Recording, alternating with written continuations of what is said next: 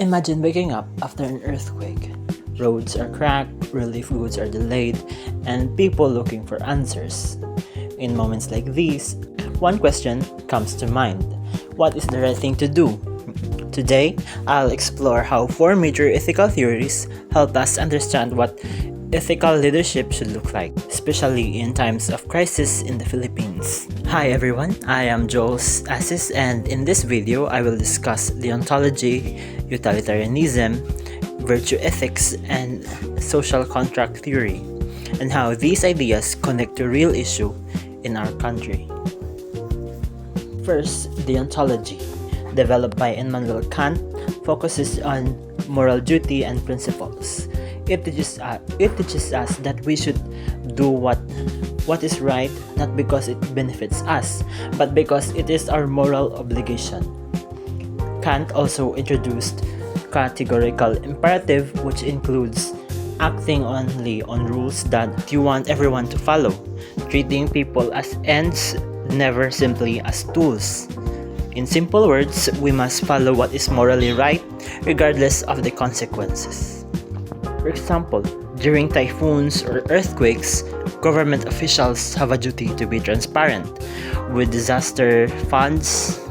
But in the Philippines, we have seen cases of ghost flood control projects, overpriced materials, delayed or missing relief goods, local officials using calamity funds for election campaign. From a deontological perspective, these actions are always wrong, no excuses.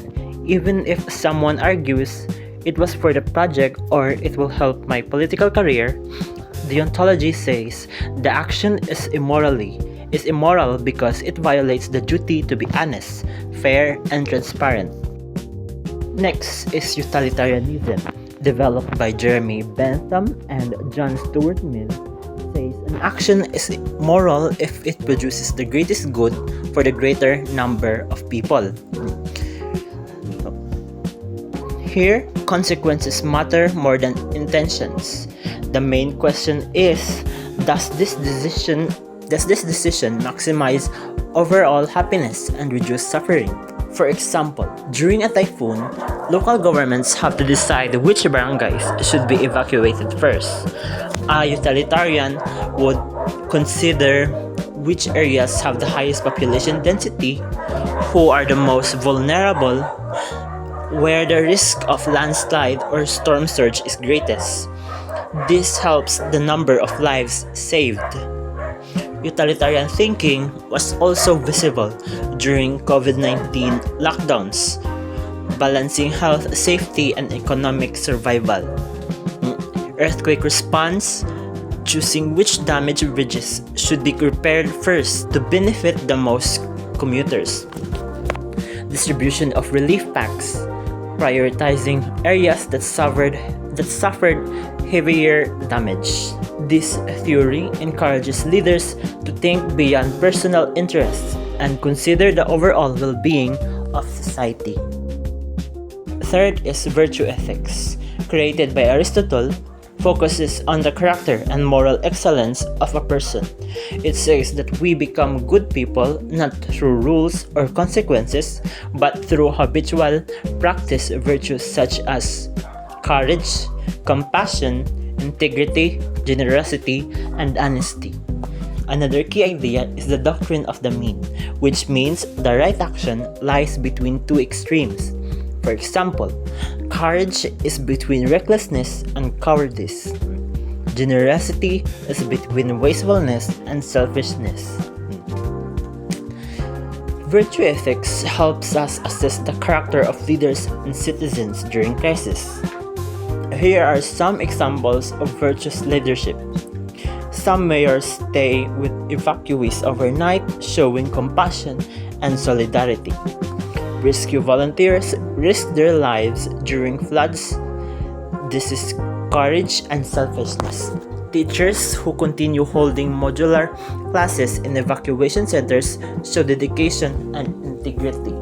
Virtue ethics asks, what kind of person do you become through your actions? In the end, This theory reminds us that ethical leadership is not just about laws or outcomes, it's about developing good character. Social contract theory was developed by Hobbes, Locke, and Rousseau. It says that society works because there is an unspoken agreement between the government and its citizens. Citizens agree to follow laws, pay taxes, and participate in civic duties. The government agrees to project rights, maintain peace and order, use power for the benefit of the people. If one side breaks the agreement, social trust collapses. This theory is very relevant to the Philippines today. Take for example the debates over the Maharlika Investment Fund. Many citizens questioned whether public funds would be used responsibly. Under social contract theory, government must ensure transparency because they are accountable to the people.